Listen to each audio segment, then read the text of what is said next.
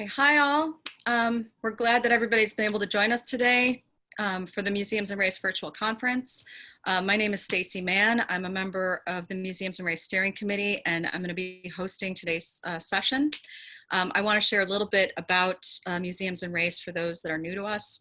Our collective work is designed to invite a more nuanced museum discourse, particularly around issues of oppression. So identifying the complex and often unacknowledged ways in which systemic structural norms influence decision-making, so that cultural institutions present themselves in ways that are unacceptable and exclusionary to many people. The issues of privilege, so pervasive assumptions of whiteness and wealth, which are counter to inclusion and diversity, and in fact continue to perpetuate white cultural dominance in our field. And finally, intersectionality. So understanding how race intersects with gender, social justice, class, and socioeconomic status. So we're very glad that everybody has joined us here today, and we'll get started. When we normally run programs with partners or at conferences, we generally will collaborate with local indigenous communities to help develop a land acknowledgement that's specific to our location. Obviously, this is a little bit new for us, and because we are all distributed, we're in many different parts of the country and in fact the world, we really wanted to take a moment instead for people to reflect, right, on the history, the social circumstances, and the personal experiences that bring us to this moment together. I personally would like to respectfully acknowledge that my city of Philadelphia is situated on Lenape-Hoking, which is the ancestral and spiritual homeland of the Unami Lenape people.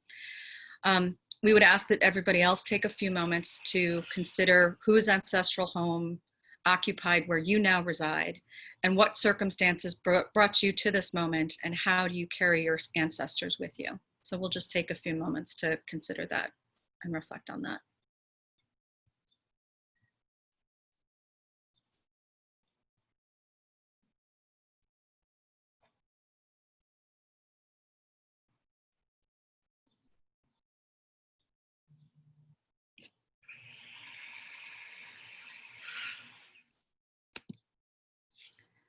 Thank you for taking that moment. As a participant today, we ask that you be present and bring your full self to the discussion. Within our group, we encourage radical candor. We encourage having fun and also expressing appreciation. This is a space where we really do encourage risk-taking, but we also ask for respectful interaction with one another. And these are kind of the guidelines that we lay for ourselves as we move into this dialogue. We reserve the right to remove anyone that is being disruptive. So with that, we will hand it off. So I will hand things over to Jason Pallas to kick off our next and final session for the day, in fact, the conference. On the walls and in the halls, diversity and inclusion in exhibitions and staff. So take it away. Great, thank you so much, and thank you everyone for being here.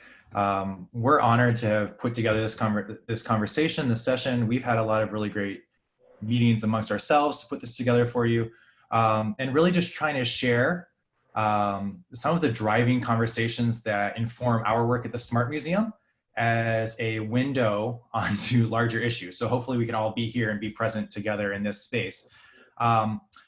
What we're going to do is, before I start talking about sort of the overview of what this session is and how we're envisioning it, we wanted to introduce ourselves. So what I'll do is I will call on one of my co-panelists. They'll sort of say their names and pronouns, and then I'll read their bio. So I'm going to start with Nicole. Hi, everyone. My name is Nicole Bond, and my pronouns are she, her, and hers. Great. And Nicole Bond is a museum educator, discussion facilitator, and award-winning poet. Her last pre-shelter-in-place discussion was in partnership with the Skokie Public Library, titled All the Selves We Bring, where she examined race and bias using excerpts from Claudia Rankine's celebrated prose poem, Citizen, in American Lyric. And then, I don't know how you all see it on my screen above her right now is Mayra. Hi everyone, my name is Mayra Cecilia Palafox. My pronouns are she, her, hers. And Mayra Palafox is an artist and arts administrator based in Chicago and originally from Michoacan, Mexico. She has worked in museums and youth organizations in Chicago, New York City, and Berkeley. And she enjoys working with multimodal inquiry-based approaches when engaging audiences. And then just as a side note, I will say that it's just an honor to work with these two. We all work together at the Smart Museum, and they're two of my favorite humans in the world. So I'm really excited to share them with everyone here. My name is Jason Pallas, he, him, his. I'm an artist, curator, and educator who currently serves as the manager of community engagement and arts learning at the Smart Museum of Art. In this role, I focus on gallery education, school partnerships, and public practice projects. And I've always worked in creative community empowerment with previous positions at the MCA Chicago, School of the Art Institute, and the Contemporary Arts Museum, Houston. Okay, so with those introductions, I am going to attempt to share my screen so that we have some images and data as we proceed through our work together. So please forgive me as I try and do this quickly. All right, great.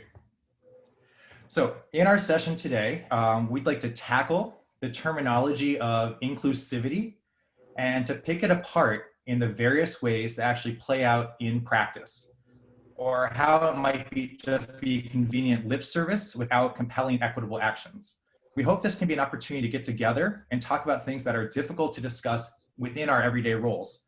We imagine this gathering might evolve from a bit of a wine session to producing results, or rather from unburdening ourselves to constructive action. Museum work generally, and museum education specifically, involves an incredible amount of improvisation and on-our-feet adaptation, but we don't get a ton of opportunity to reflect. So we can use this space and time to take a slower beat on these scenarios, to work out the contours and responses, and to think about the best ways to act and react. And then especially in light of COVID-19, which has disproportionately affected museum staff of color, we want to examine the gap between the organizational decision makers and those doing the frontline work, with the goal of defining a set of steps that can buttress staff encountering racial disparities in the museum. So how are we going to do all that in the next 75 minutes? First, Mayra is going to present some research that grounds this conversation in a larger context and within ongoing conversations. Then Nicole is going to share two specific incidents that happened at the Smart Museum. She'll do this as a prism to explore larger issues and invite your participation in unpacking the dynamics that happened in those situations. That interactive conversation will lead to an open dialogue among those of us gathered here to brainstorm together and distill some best practices for responding to these incidents when they invariably happen at our museums in the future. I should say our objective coming out of this session would be that together we've crafted a toolkit, a series of questions, some sort of document or accumulated knowledge, something that can then be shared out more widely as a structural remedy. We, the three of us, are committing to compiling our collaborative work, all of us, into some sort of design PDF that we can all use moving forward. So we know that we will not end racism or eradicate white supremacy overnight, but hopefully we can employ inclusivity in the right ways and support POC staff through policy. We're going to end our session by sharing some next steps, final thoughts, and leaving time for a Q&A, which might be from one participant to another, not necessarily to us as a panel. So before passing the ball to Mayra, to set the stage with some research context about the field as a whole, we thought it might be important to introduce the Smart Museum a bit. We currently all work as educators at the Smart Museum in addition to our other hats and projects. We don't want this session to be about the Smart per se, but we do want to use real life examples to springboard the conversation. And we kind of assume that the examples we're sharing might mirror experiences that you've had or remind you of things that have happened at your museums. So while the examples themselves are specific, they could have taken place anywhere. The Smart Museum is the fine arts museum on the University of Chicago campus on the south side of Chicago. The museum was founded in 1974 with the financial backing and named after the Smart brothers, publishers of Esquire magazine and mid-century educational films. For many years, many years, the museum was content to exhibit their collections to an academic audience and a very limited general audience. You literally could have walked through the galleries and not encountered another person for an entire day, and that was sort of all right. In the past, say 10 years though, the museum has altered its exhibition program and collection strategy to be more representative and inclusive and maybe relevant of many different audiences, art making strategies, and areas of the world. And at the forefront of that change has been our public practice, the types of community partnerships we build, the manner in which we engage school groups, and the kinds of programming that we produce in our space. We now have a much larger and diverse audience who value the SMART for rigorous scholarship and unique exhibitions. Within the past 3 years, for example, we have presented exhibitions that feature abstract art by African-American artists, such as Solidary and Solitary that you're seeing here. Art produced on the Chicago South Side in the 1960s and 70s, a show called The Time Is Now. And our current show, The Allure of Matter, that showcases work by contemporary Chinese artists. But for all of those efforts, so that what you encounter on the walls when visiting the SMART, we have experienced our share of foibles and fumbles when it comes to creating a truly inclusive and safe space for our staff and our visitors. So today, we don't want to sweep those stumbles under the rug. We're really trying to use this session to share candidly with you as an opportunity to create new practices and policies that may enable everyone to move forward to authentically find themselves in the museum. So with that, which was much too long of an overture, you'll forgive me, but that's sort of seeding the ground. I'm going to turn it over to Mayra. I'm going to stop sharing the screen so you can see her for a moment, and then I'll start sharing the screen again for her slides. Let me see. Oh, there. All right, so Mayra. Hi, everyone. Thank you so much, Jason, for that introduction. And thank you, everybody, for coming in and joining us in this session for Museums and Race. Just a little bit more about me and my work in museums. I'm a Mexican immigrant that came to Chicago at the age of 6 years old and raised in Little Village, which is a community of a big Mexican neighborhood in the southwest side of Chicago. I attended Chicago public schools. Chicago public schools and would go on field trips to museums. I was amazed by their collections and objects from all over the world and saw museums as places of transportation to other worlds, civilizations, time periods, and exploration. Sometimes I would see objects and artworks from Mexico, and I would get a sense of connection to my identity and culture. I couldn't travel outside of the US because I didn't become a US citizen until the age of 18. So I looked to museums to keep that curiosity of the unknown going. As someone who has worked in some of the biggest museums in the US, I have seen how the culture of museums has been slowly trying to shift. However, there's still so much work to be done. I have some slides here of reports of the Andrew W. Mellon Foundation, which outlined the efforts to diversify museums. These efforts state what a lot of us already know. These places are super white.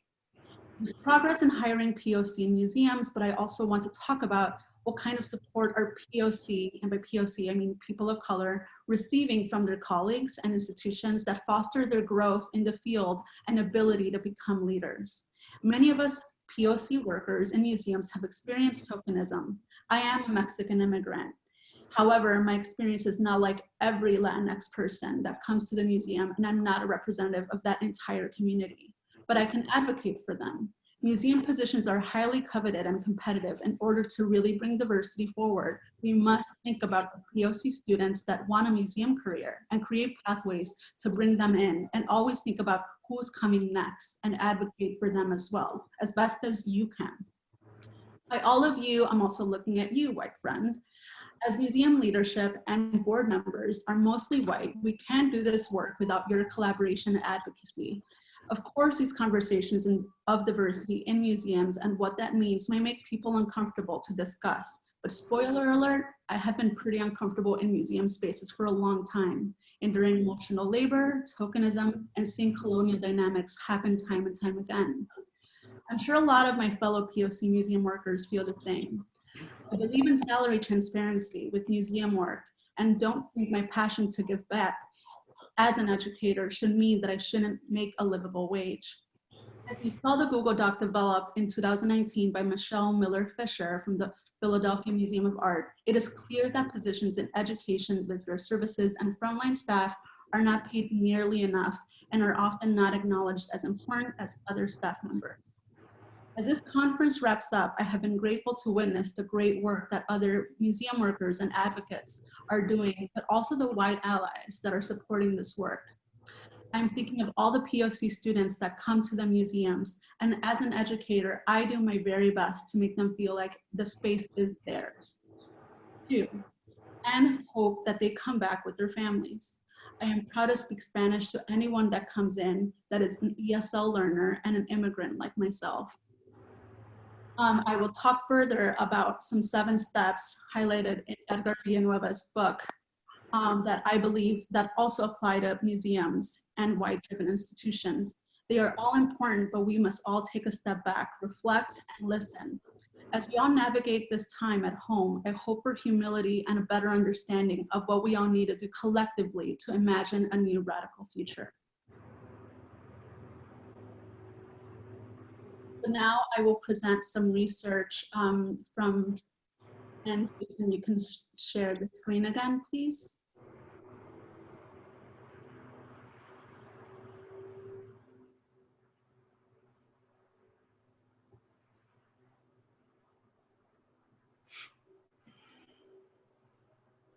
So I was doing some research on, the funding for these positions for people of color.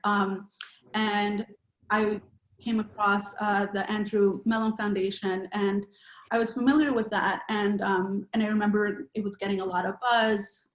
People were very excited, that we saw the really big gap of staff members being very white, but also the pay as well, where people of color wouldn't really be able to apply for these positions because those internships coming out of school were unpaid and they had bills to pay, loans to pay. So in 2013, the Andrew W. Mellon Foundation made a $2.7 million grant to the Los Angeles Museum of Art to enable museums and 4 other major metropolitan museums in the United States. Art Institute of Chicago, High Museum of Art, Museum of Fine Arts in Houston, and Nelson Atkins Museum of Art to launch a pilot program of undergraduate curatorial fellowships. The initiative was designed to open up museum as potential workplace to students from historically underrepresented minorities and other undergraduates who are committed to diversifying our cultural institutions. At a time of unprecedented rates of demographic change in the United States, the program was intended as an experiment in what may need to be a concerted effort supported by many organizations to make the country's art museums more representative of the growing diversity of the American people. In each of its 5 sets, the program met with enthusiastic responses, but also with questions. Why was such program needed? How did the art museums and the Mellon Foundation know the demographic homogeneity was a problem in art museums? And like a lot of us museum educators, depending on where we work, we do see a gap between who's coming into the door between our Chicago public schools, who are predominantly POC, and then who's also working at those museums and receiving those students. Next slide, please.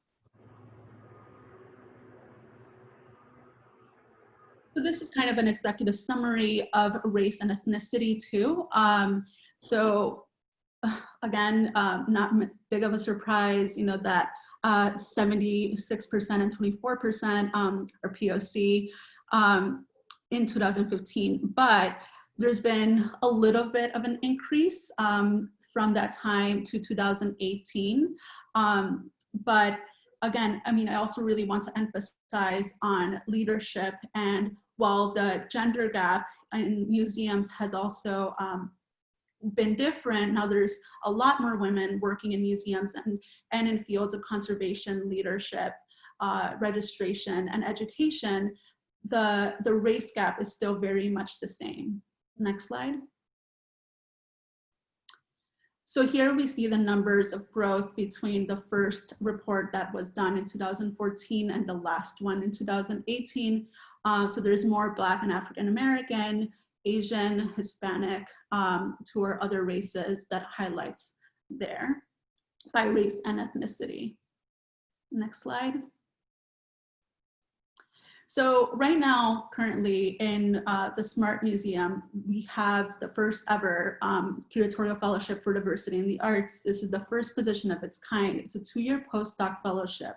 2-year fellowships are good for recent graduate students to gain more experience at museums, work with students, and curate some shows.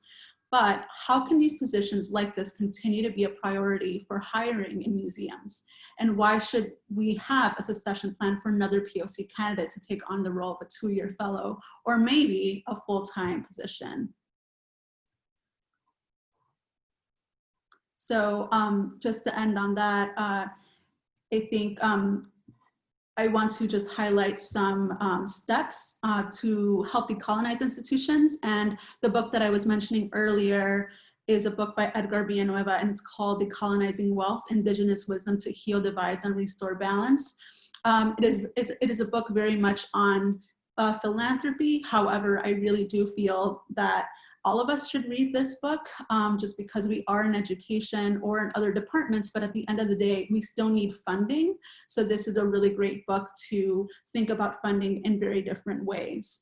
So he highlighted some steps so that institutions could, would be able to decolonize. And one of those steps, the first one is grieving. So we have to stop and feel the hurt we've endured. We also have to apologize. We must apologize for the hurt we've caused. We listen, we must acknowledge the wisdom of those excluded and exploited by the system who poses exactly the perspective and wisdom needed to fix it. We have to relate. We need spaces to share our whole selves with each other and understand. We don't have to agree in order to respect each other. We represent. We must build a whole new decision-making tables rather than setting token places at the colonial tables as an afterthought. Invest. We need to put all our money where our values are and invest in people. And we repair. We must use the money to heal where people are hurting and stop more hurt from happening. And hopefully collectively we can all do this together. Thank you.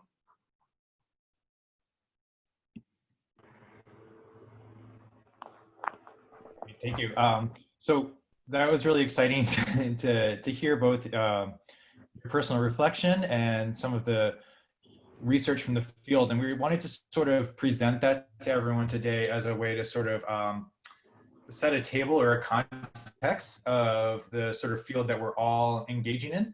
And then Nicole now is going to sort of share two sort of scenarios that are hyper specific to the SMART Museum. But we don't necessarily want to have you get bogged down in the specific instances and sort of like have this devolve into a conversation about, well, did this happen? Did that? So it's that, but it's sort of like these are prisms onto experiences that we've all had and experienced in museums. And Nicole we're going to try and support her in running this like we would a gallery education session, which the way we do it and that she does so beautifully is very interactive and participatory, though we obviously don't have that luxury in this moment. So Mayra and I are going to try and monitor the chat function as much as possible and sort of serve as your voices or avatars to have this be more conversational. And we'll see how that goes. So please participate along with Nicole. And on that note, without any further ado, I will turn it over to Nicole. Thank you, Jason. Thank you so much.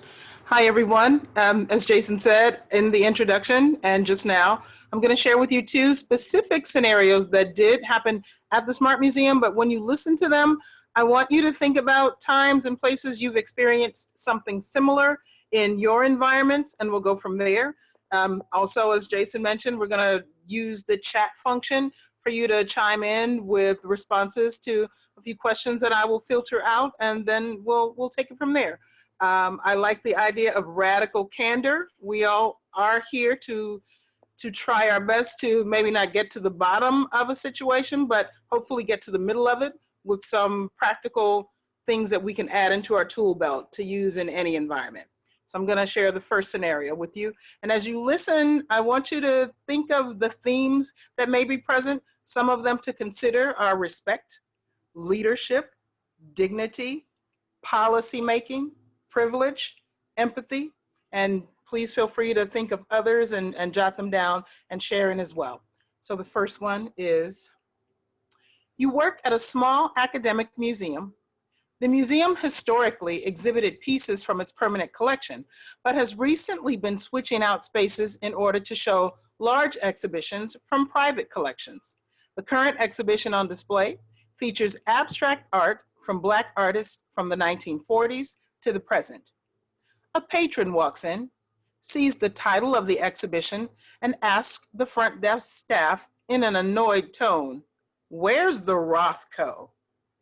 He's referring to an abstract painting titled Number 2 by Russian-born American artist Mark Rothko, painted in 1962.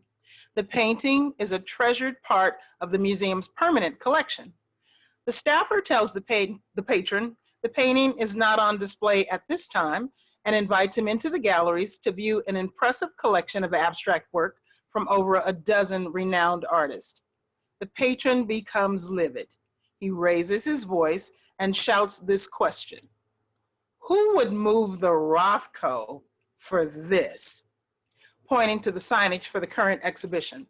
Before the staffer could answer, the patron storms out of the museum. So my first question to you after hearing that scenario is, what's the first thing that you notice about that story?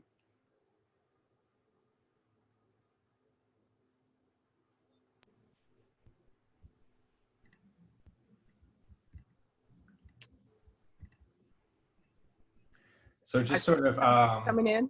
Mayra, Yes. sort of like, and I will share that Nicole is on her phone, so she actually can't see your chat function. So she's really relying on us to do this. So I see a few of them. I don't see them as a scroll, but I see them, they're peppering in quite nicely. So thank you for that. And yes, it does bring up questions about privilege and white fragility. He did not even want to look at the art. It raises up a lot of questions about things that could happen anywhere, not just at the Smart Museum. And in that, I want to pose to you, what do you think or feel is the responsibility of the museum, any museum, in a scenario such as that? I like the things that people are chiming in. Yes. Dismissive attitudes toward the people of color, both artists and perhaps the staff. Right, like the front desk might definitely need support to handle these situations. I definitely agree. Mm-hmm. I'm wondering what comes to mind for anyone when you think about policy making. What role should a museum play in a situation such as that? Because clearly I see people kind of chiming in how that was not cool. We don't agree that this was a comfortable situation. Should there be a policy in place to handle such? Does anyone think? And also, Nicole, there was, David Greenham says there was no mention of race by the patron, but race, what it was about. So truly, absolutely, it was very clear.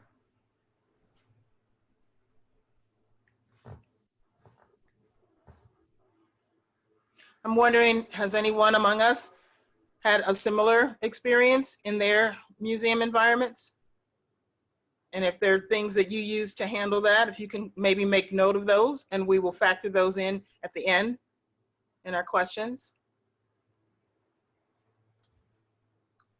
So yes, so empowering gallery staff to respond with clear statement about why the Black art is on display. Great. And great. Olivia Fields says that this happens to her a lot. And for anyone who has experienced this or experiences this a lot, here I especially ask you to think about ways that you use to handle that situation and things that we could share going forward as part of a toolkit to share with other museum educators. Well, and a couple sort of things I'm seeing here is Zena says the visitor isn't accepting art by Black artists as being part of the art historical canon. in some ways the museum was trying to shift that by having the exhibition, but then the onus or the work of trying to then redirect or educate that falls on the front desk attendant. So there's a misunderstanding, there's a misalignment over who's responsible for addressing what everyone's talking about, which is white fragility, the canon, expectations. But it falls unevenly on different staffs with different power dynamics. Absolutely. And in that, I'm wondering, what does everyone feel is the responsibility of the patron in that situation? I mean, of course, we get to like what we like, but as a museum goer, what responsibility do you bring when you walk into a space?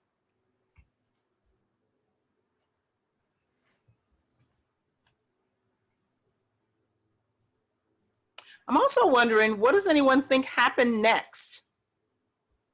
Because the scenario ends pretty abruptly. So what do you think followed after that?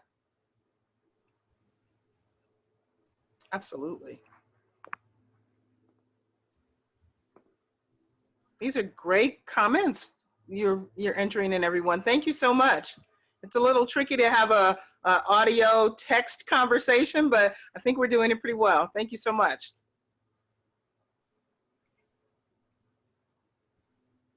So Olivia Fiel, who previously said that she experienced this a lot, it depends on the person's attitude. If they seem willing to wait for an answer, then I will go into a longer explanation that discusses that this is a university museum, and as a teaching museum, we feel we have the responsibility to teach to all different histories.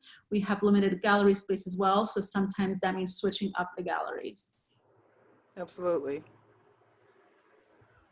Just in sort of the sense of having the specific instance of the SMART sort of open up into broader topics, Katie shares, I've had a similar experiences when we opened an exhibition on local Native American tribes and was so astonished that I froze up.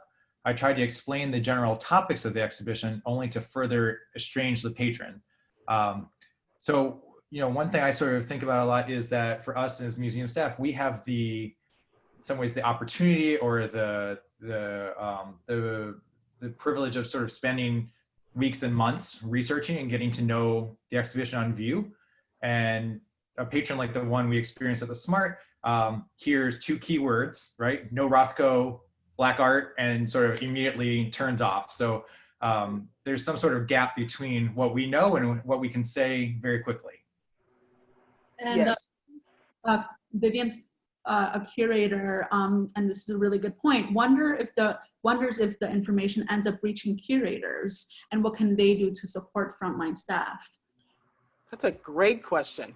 That's an absolutely great question. I wish I had an answer to, and I'm interested to know how other people feel about that. What do you think is the curator's role in a scenario such as that?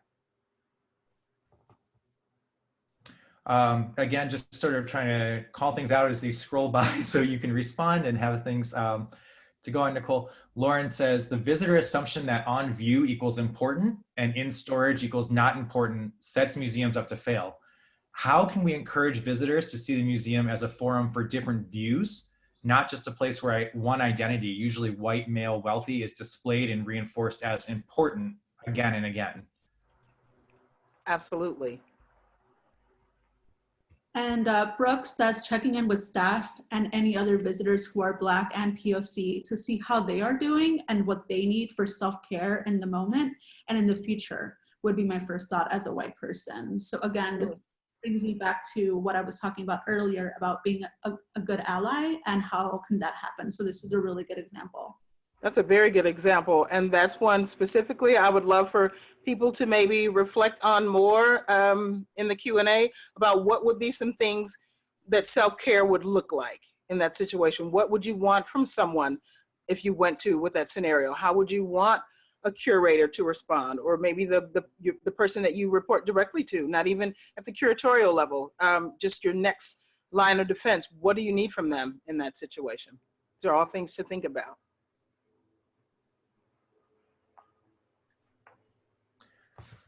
Sarah says, I keep coming back in my mind to the importance of all staff being part of conversations, reflections, training, around creating anti-oppressive, anti-racist culture at the museum, if that is the museum's true goal.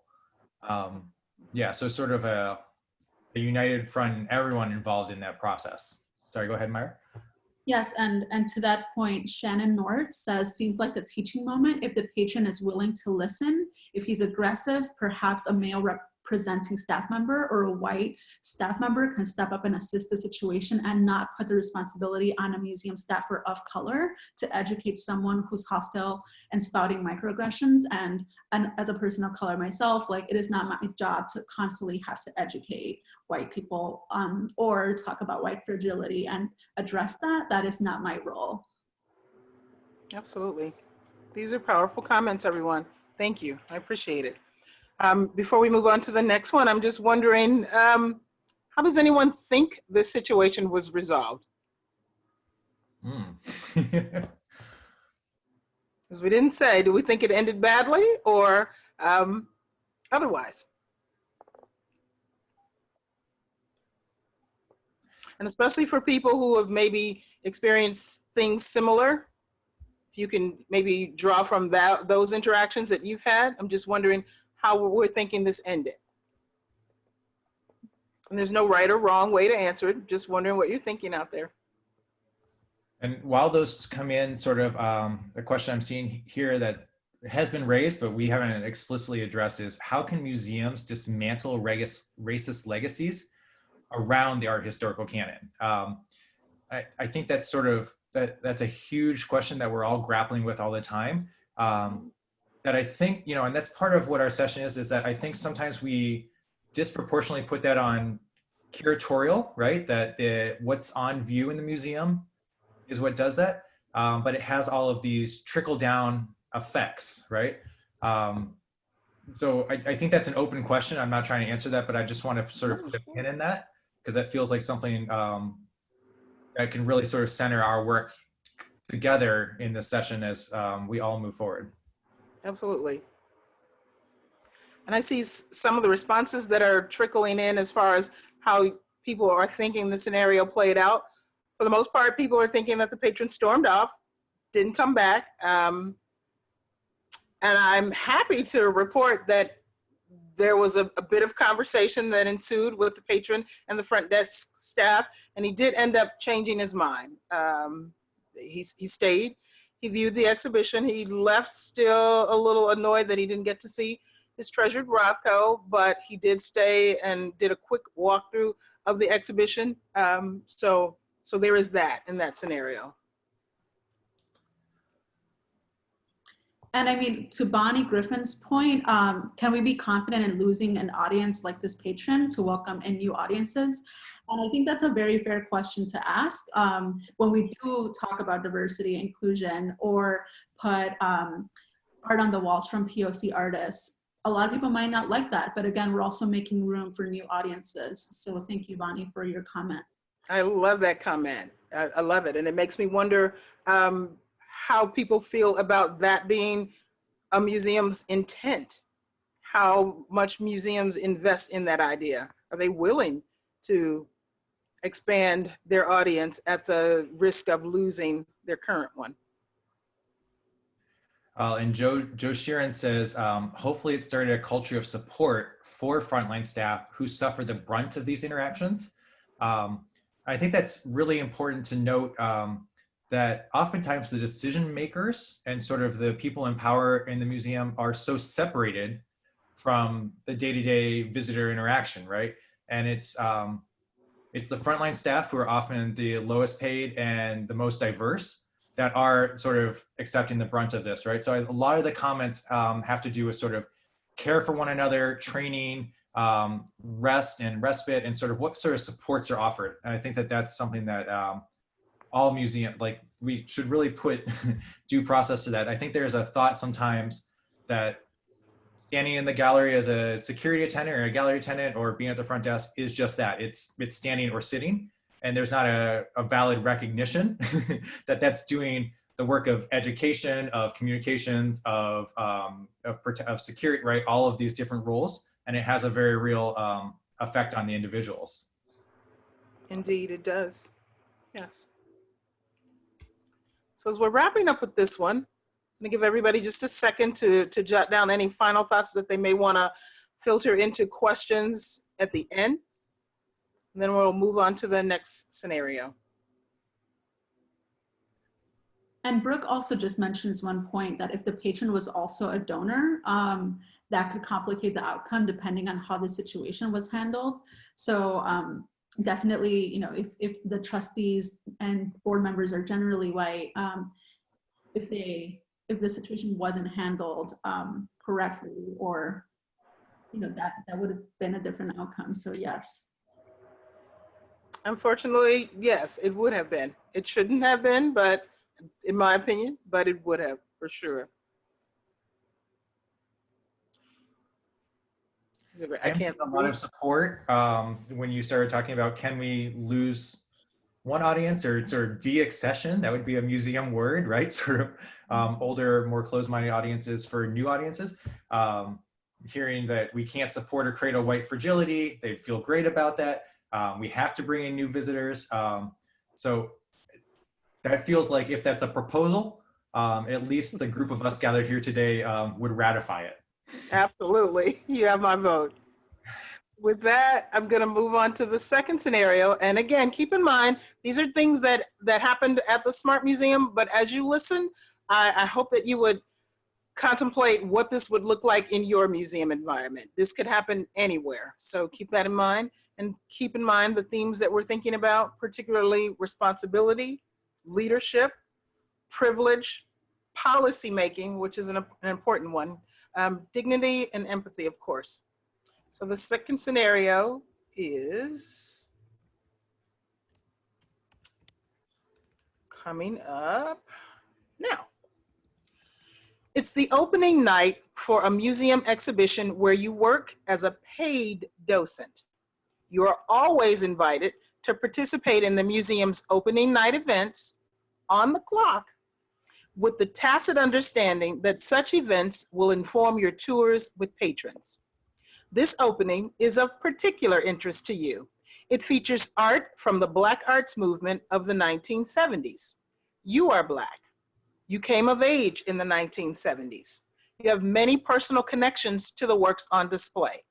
You are excited to meet the artist, and especially the older artist who will be in attendance. You consider just being in the room with them as a gift. You dress up. While you sit at one of the tables with other docents waiting for the event to begin, your coworker from operations and guest services comes and asks you all to leave. Specifically, he says, "All right, you guys gotta go." Then gestures with a sweeping arm motion like a choir director summoning his singers to stand. No one moves. Everyone thinks he is joking, or maybe suggesting that there was some work that still needed to be done with setting up the event that docents could be doing rather than just sitting waiting for the event to start. Moments later, as the distinguished guests begin to slowly file in, the docents are told again that they need to leave. What do you notice first about that scenario?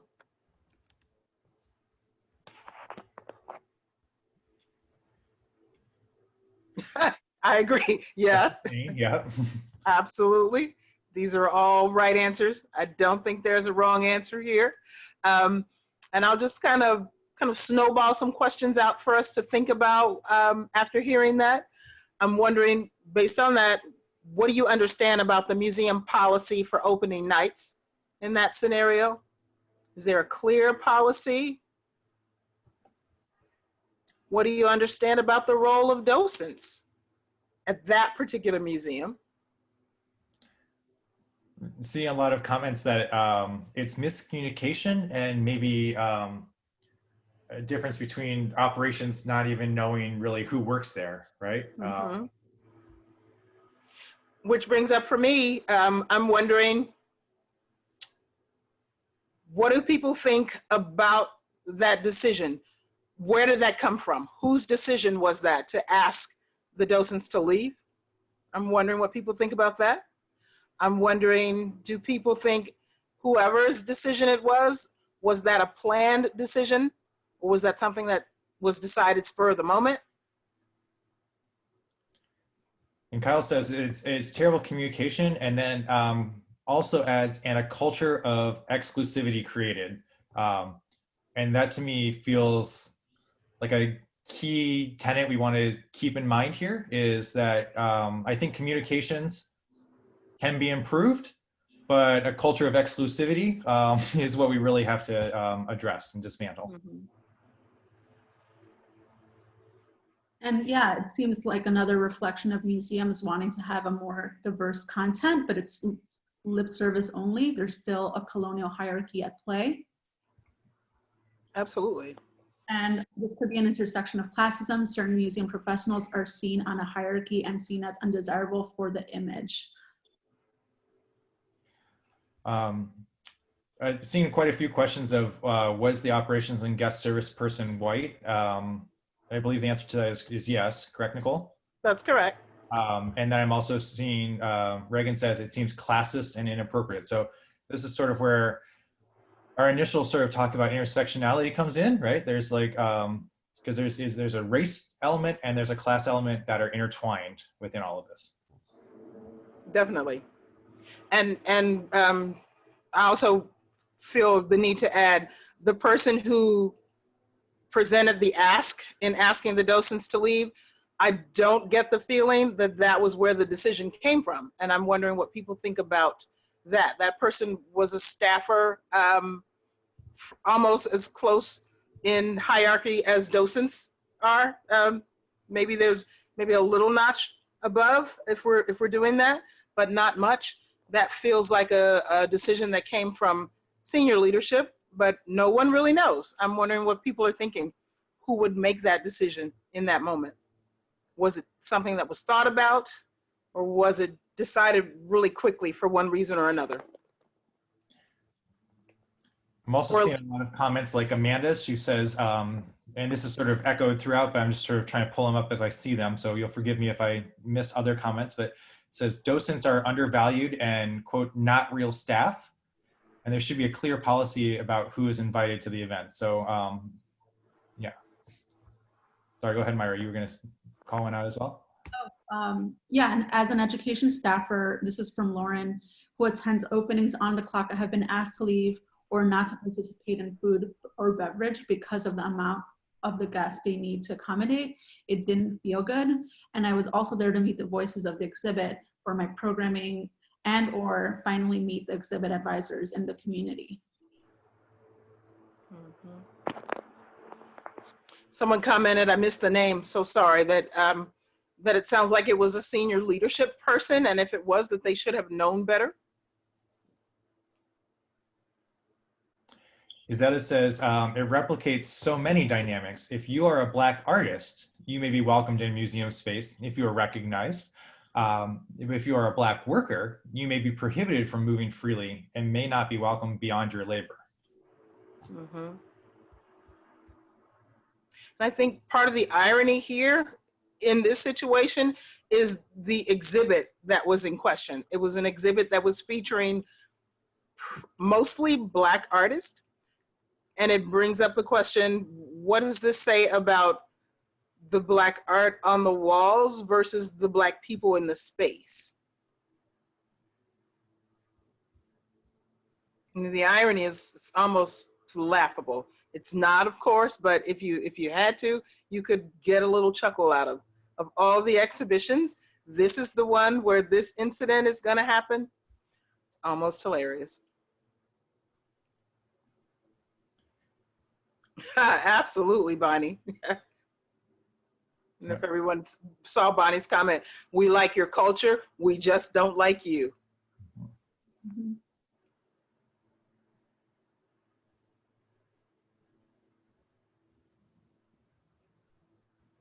And I think in the comments that people are bringing in, you're answering other questions that I kind of have a rolling list of questions that I've been thinking about, which is pretty much the point of the whole discussion.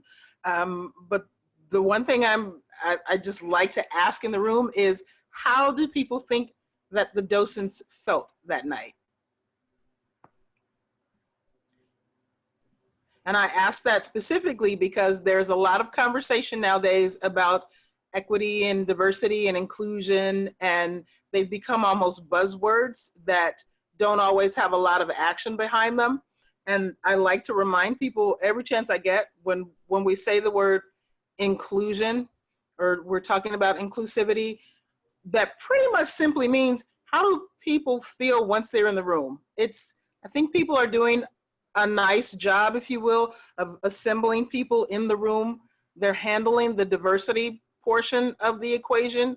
Just look at us as a panel. We're all in the room. We're a diverse group of people. But the question always I like people to think about when they think about inclusion is, how are those people feeling? Just because you assemble everyone in the room does not necessarily mean you have inclusion. In fact, it rarely does.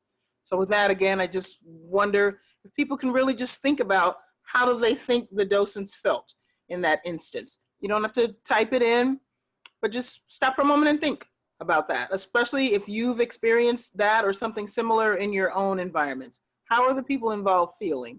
Whether you're the person on the end of receiving that, or if you're not and you're witnessing that, just think for a moment what that feels like to be in that space. And these comments that are coming in are amazing. I wish I could speak to them all, but I appreciate your active participation, everyone. I just want to read one more. It says, how we communicate is deeply grounded in our cultural locations. So I'm having trouble with this as a miscommunication because it's an enactment of exclusion. Calling it a miscommunication releases the person from the responsibility and consequences of their biased actions. They communicated what they meant quite clearly. And I think that ties on to this in specific, and sort of opens up to other experiences. Absolutely. And this one, the scenario I left kind of abruptly, just as the first one, but I'm wondering, what do people think happened next?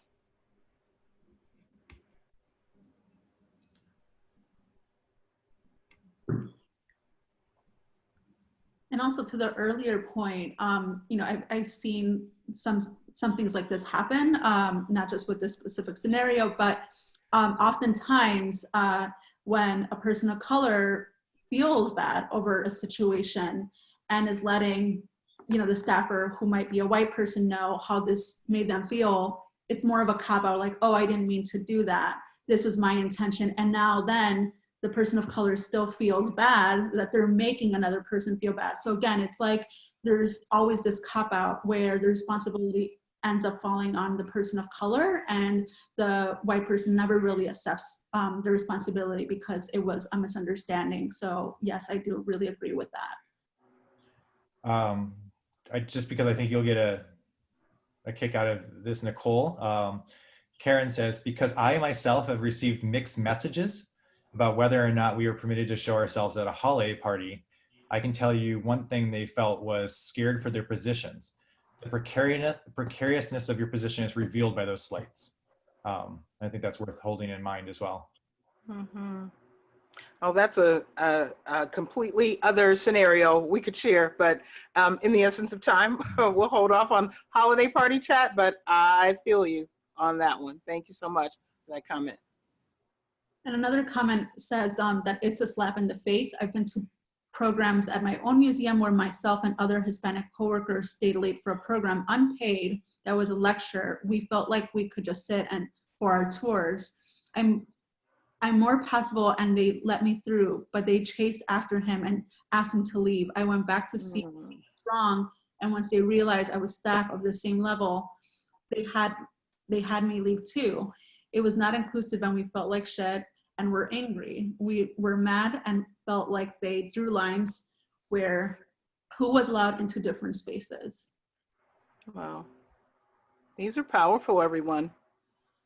And I would like to ask each of you to think of things that, especially for people who have experienced something similar and you're sharing, to think about maybe one thing that you could put into a piece of policy or into a manual or a handbook to speak to this scenario.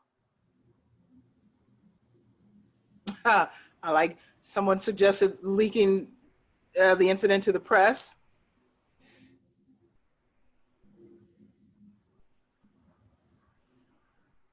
I think that we do. What power would the artists themselves have to call up the museum for the lack of diversity in the audience the open night?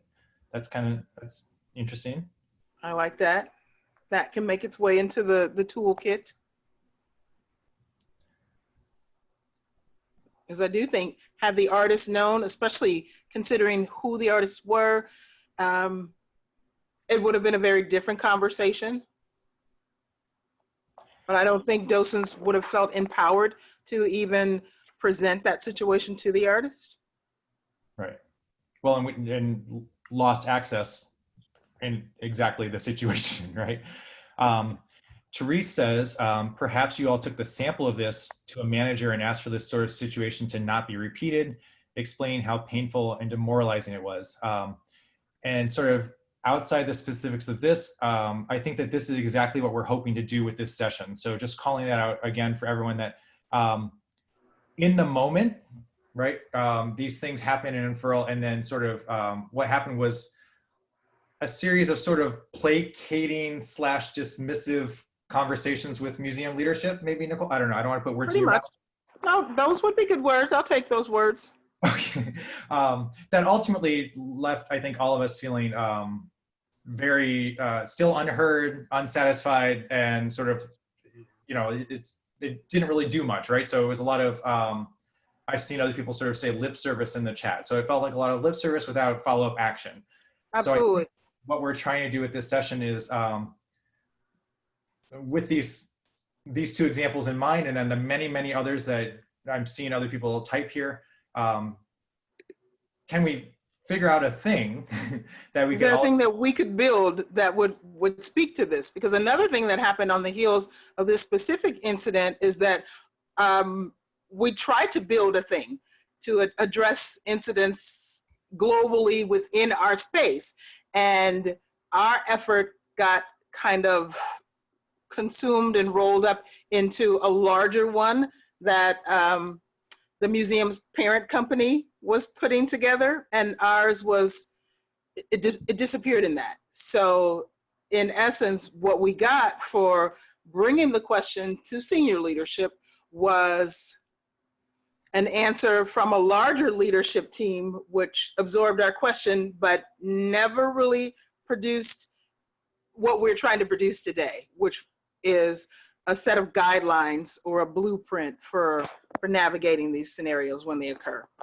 And that's what we're hoping we can do today, or at least start today. And Elvia says, many believe that by having diverse individuals on staff, that addresses D&I and then keep moving, right? We've checked the box. Not a lot take the time to look at the specifics needed to ensure everyone feels included, and not many take the time to address equitable opportunities for all. So I think that that's kind of going back to what you were saying at the beginning, Nicole, right? There's the, on the face of it, diversity, and right, we can sort of look around and sort of like, oh, we're many different hues and we're a rainbow of humanity and we can feel great about that? Or are we actually thinking about inclusivity and sort of making sure that everyone does really have equitable opportunities? So thank you for that, Elvia. And then with Teresa's point of the artist could ask for specific conditions before allowing their art to be shown, such as including all staff and POC staff at openings. And this reminded me of an exhibition at the MCA of the Virgil Abloh exhibition. And he actually provided some of his shoes, like his off-white shoes, to the security guards on staff, just to make them feel, you know, included. And that was his whole point of the show, right? That wealth isn't just for like the 1% or and people that we usually think deserve wealth, but it's for everyone. So I like that he made it a point, you know, to really not give like the curators, you know, off-white shoes, but he gave people that are also guarding the art and are around the art mostly than anybody else on staff. Mm-hmm. So this is fantastic, and I'm really overwhelmed with everyone's comments here, and I wish we had more time to delve in piece by piece. But I'm feeling both with the limitations of this, that this has actually been great to have a conversation through chat and bring it to the group, and this is working. what Nicole was saying is that we do want to take this away from maybe investigating the specifics of these incidents and turn it into something that we can use, all of us, moving forward. So not just at the Smart Museum, though hopefully this can be enacted and employed in whatever it is, an employee handbook or a model, something that's sort of like a writ large policy that we can point to and use, but hopefully you can as well. So to get us there, what we thought we would do is link everyone over to a Google Doc. So you'll all have access to it. So I'm going to put that in the chat right now. Maybe that's the best place for it. Hopefully, so you'll see it here. And then in that Google Doc, we have the chat, and the chat has the ability, the function to sort of serve as an archive.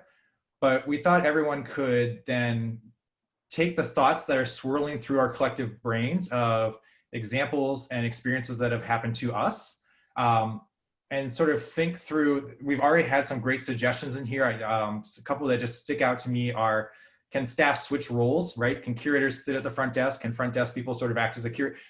I think those sort of things are great. I've seen a whole lot of them filter through. Can we start to compile those together in a doc? We'll give you some time to do that, and then we'll talk through that together. But again, the goal of that then is that then we can sort of sift through that, and that can be the three of us or any of you that want to be involved. Sift through that, sort of pull those out, those best practices, compile them, design them, and sort of share back with everyone a document that can be used in the field to address these issues when they occur. Because essentially what happened after this specific incident is something, but also nothing, right?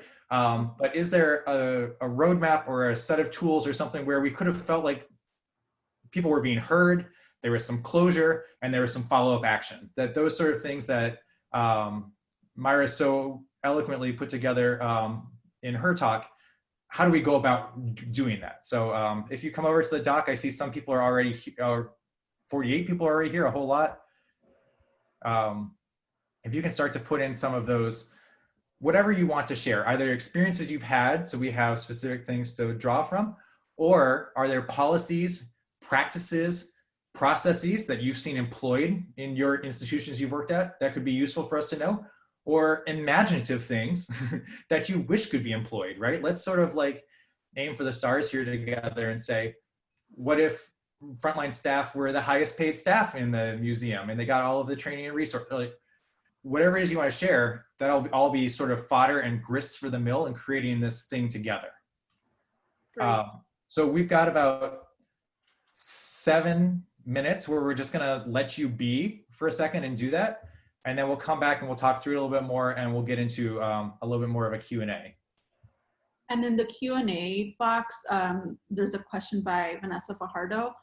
How would you handle board members who think that expanding your history museum to be more inclusive exhibit-wise is a pet project or not real history, especially when this board is where the money comes from? And yeah, that's very true.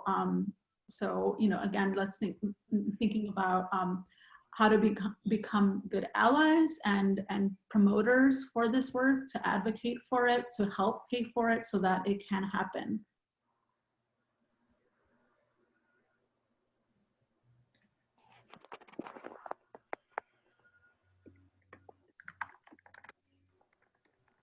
Let's see if I can screen share the doc and give everyone about 5 minutes to add to it.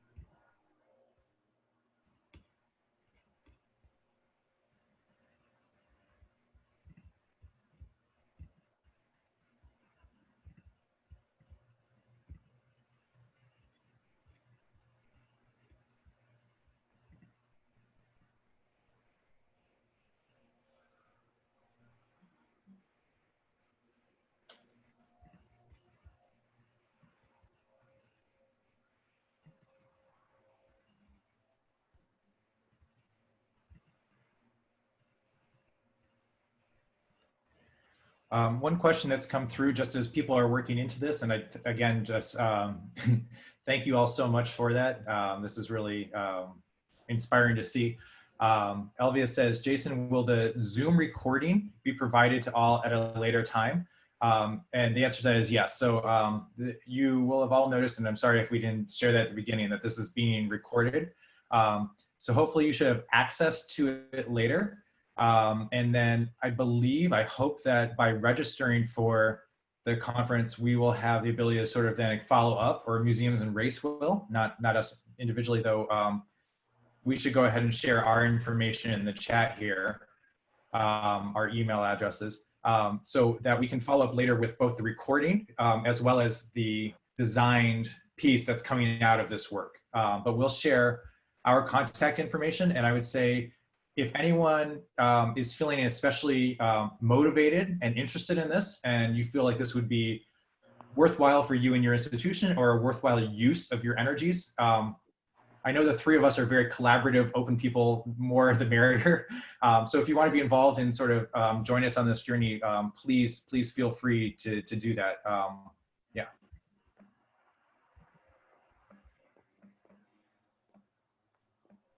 Oh, so Carla, the prompt for the Google Doc, and I'm going to give people about 2 more minutes, though it can stay a live doc, so you can work into it later if you'd like, is we're trying to say, are there existing practices, processes, ways of working that you've seen be effective in addressing these issues of racial bias in your institution that we could draw into a larger set of best practices?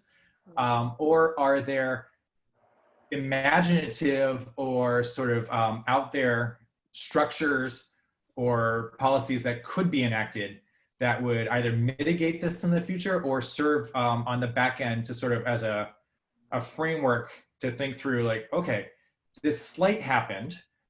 In Nicole's first example, one of the points in the Q&A, it wasn't exclusively a miscommunication, right? Or it wasn't on its face about race, but we all know it was, right? So that's one way that museum leadership will dismiss it. The other is to the second example, they'll say it was miscommunication.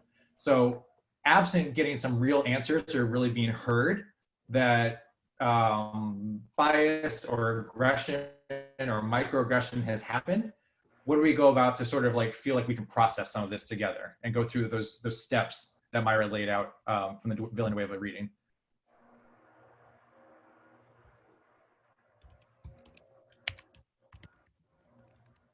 And I see that Mayra's also put her Instagram, which is a great follow if you want to see her dog Scrunchy dressed up in 90s Bulls paraphernalia.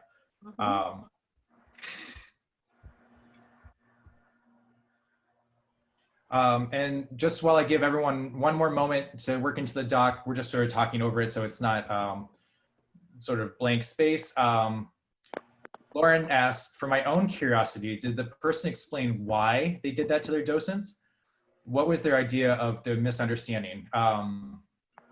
There was a little bit of sort of, I don't know, sleuthing that happened out after the fact, right? And sort of like trying to like set the breadcrumbs. What I think we ultimately arrived at is the museum changed policy without communicating with anyone. So whereas the But I think this is still, this is not an excuse. This is an example of continued exclusivity.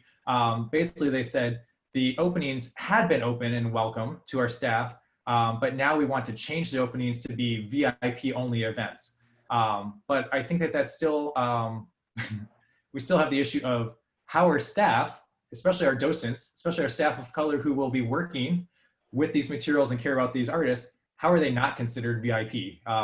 And why was that not communicated before the fact in a really concerted way? I leave it to you, Nicole and Mayra, to jump in and give a better answer to that.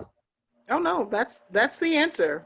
It was, and spoke to in one of the questions that was posed after the scenario. It was a decision that had been made ahead of time, but it was presented in a spur of the moment matter that we weren't made aware of until that moment.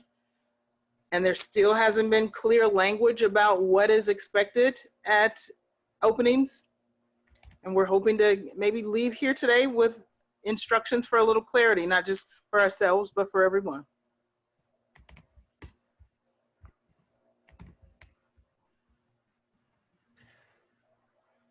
Cool. So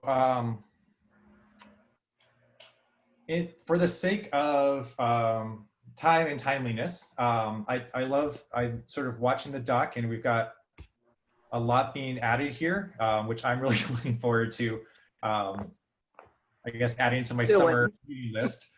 No, I'm just kidding. This is amazing. I think maybe we can sort of shift and pivot at this point. The conference as a whole, we like to maintain time at the end for Q&A. And I know that this is something that we've sort of been talking a lot about, Nicole, Mayra, and myself, is that in some ways the whole session has been a Q&A, right? It's been participatory, that's the way we do our work. But maybe this can be an opportunity for more concerted or specific questions that are lingering with you all that you want answered that maybe we did not specifically prompt.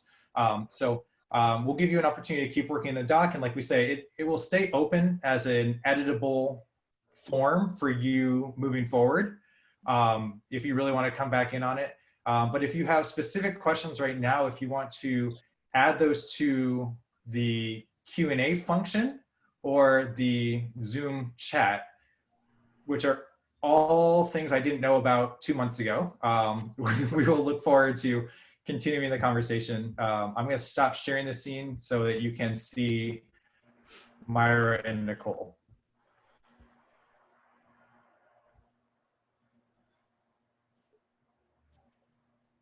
That's great. And thank you, Maria. We will definitely take you up on that offer. And thank you so much, Jason. This is Stacy.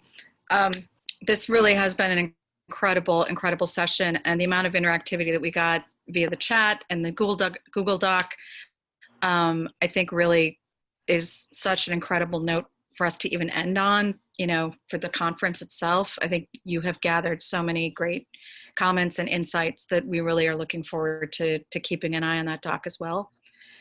And yeah, I encourage folks, we've got a few minutes left. So I definitely encourage folks to ask some final questions. DH Nash asks, what are your thoughts on accountability when it comes to dealing with microaggressions or quote unquote miscommunications? Great question. And again, that's pretty much the reason why we're all here, is so that we can take that question to everyone. I'm looking forward to reading the comments that are on the document, because these are questions that we live with all of the time, but as far as turning that into an actual tangible thing, I don't have an answer for that. Well, I think sort of, from my point, I think that you all touched on it a little bit in both of your presentations, is it can be hard to have accountability because it's so easy to sidestep, right? And sort of say, oh, it was a miscommunication, or you've taken it the wrong way, or the great sort of white answer, I didn't intend it that way, so you can't possibly feel that way. So I think that it may be hard to have actual policies in that way, but I think there is a whole lot of training and education that can happen, not with frontline staff, but with staff as a whole, right? And sort of to understand their roles and their history and their privilege in a way that might, in some ways, mitigate some of these microaggressions? Mayra, thoughts? Yeah, sorry, I was just sharing the Google Doc. Yeah, I mean, again, I think it, you know, with accountability, I think I've been in situations where I've had to apologize for things that I don't even think are my fault. And I think there needs to be a stop to that, where we don't apologize. Like, we need to stop apologizing for things that don't really have anything to do with us. And also learning how to say no, and standing our ground, so that this behavior doesn't continue to happen, and document it as much as possible. I think, you know, keeping a paper trail of incidents and scenarios is a really good way to have some sort of backup, and having witnesses, you know, so that you do have another person that's also there, because oftentimes I'm like, did this really happen? Or like, did this person mean this? Or like, I still kind of feel weird about it. So again, I really want to stop putting all the responsibility on the person of color, and, you know, like, letting that go, because I'm there as an educator. Like I said, I'm not there to educate people on their white fragility or privilege or certain things. Like, that is not my role.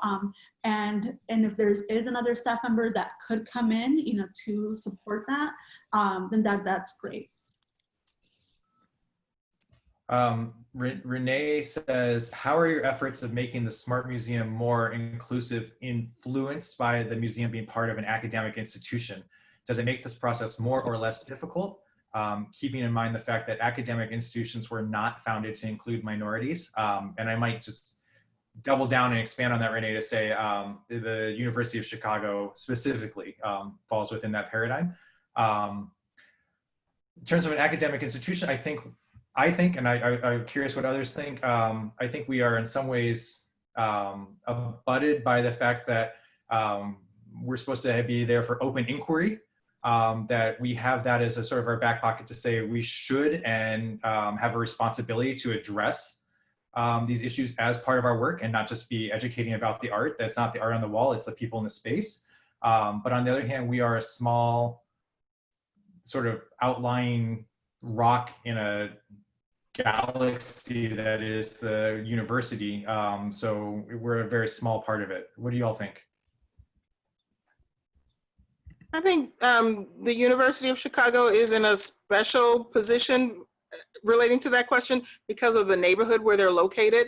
It's almost as if they have to play nice, and I will give them that. Toward that, they are making use of the neighborhood that surrounds them, which is predominantly Black and brown, but more so Black. They, in recent years, have started to speak to that, but I think only because they've been forced to, not because they realized it was the right thing to do. So if we can keep the pressure on, that's what I'm here for.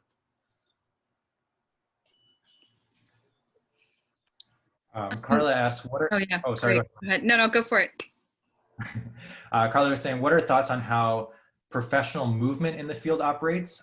So things like lack of promotion or vertical progression, sort of what are those ceilings? And what does growth look like, especially given these DEIA structural limitations? Great question. That's a big question.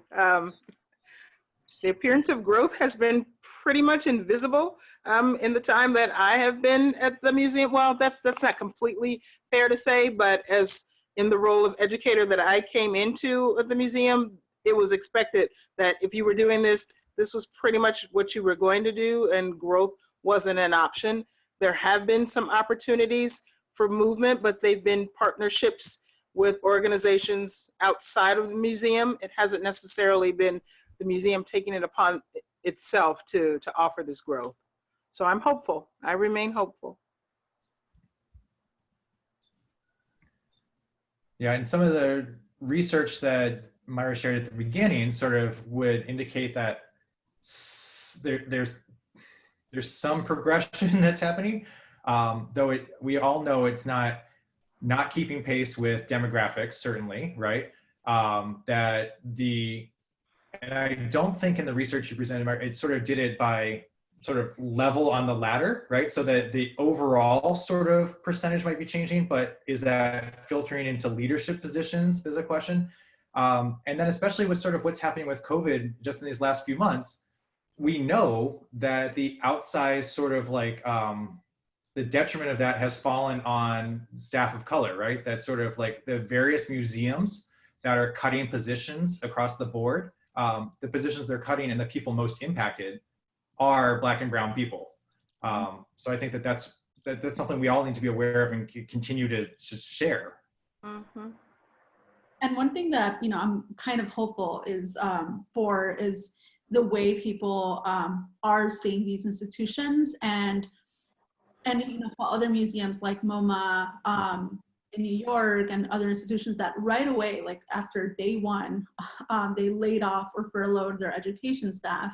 And one thing that we can do, and it goes back to like where our values are, is like also not visit those museums and like really only support those museums that are really taking care of their staff and are doing whatever they can so that they can pay their part-time employees who already don't have benefits, who are putting artworks on sale so that they can still pay their staff and keep them on during these times and still have health insurance during a pandemic.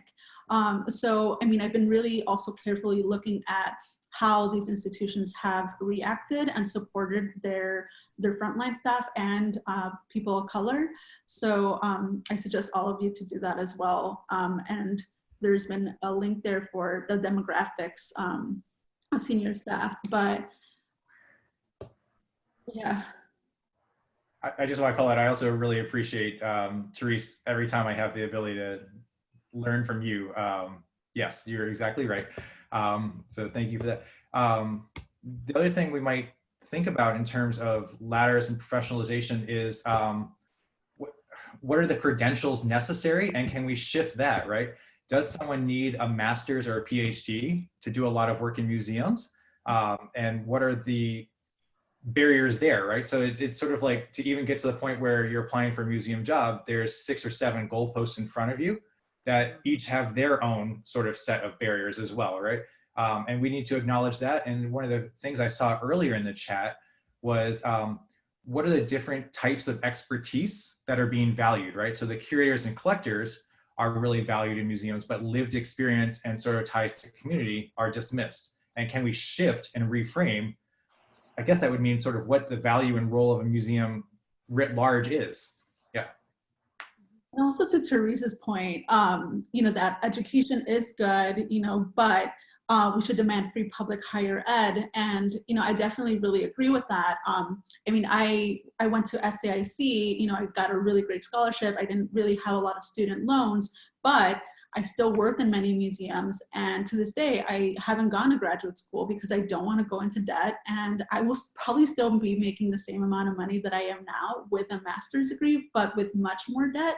So yeah, I mean, I really do believe that these job descriptions should really be looked at and like, okay, does this person need this, like Jason said, but also taking a look at higher ed and the tuition, because I mean, it's just, in getting a degree from Bank Street or, you know, Teachers College in Columbia, or again, going to the School of the Arts in Chicago, I mean, it is not cheap to do that. And we have to also be realistic of the salaries that people will still get paid. And as that Google Doc of the salary transparency that I mentioned earlier, that really just goes to show the gap between museum directors making 6, 7 figure salary sometimes to somebody being an education coordinator or family programs assistants, etc.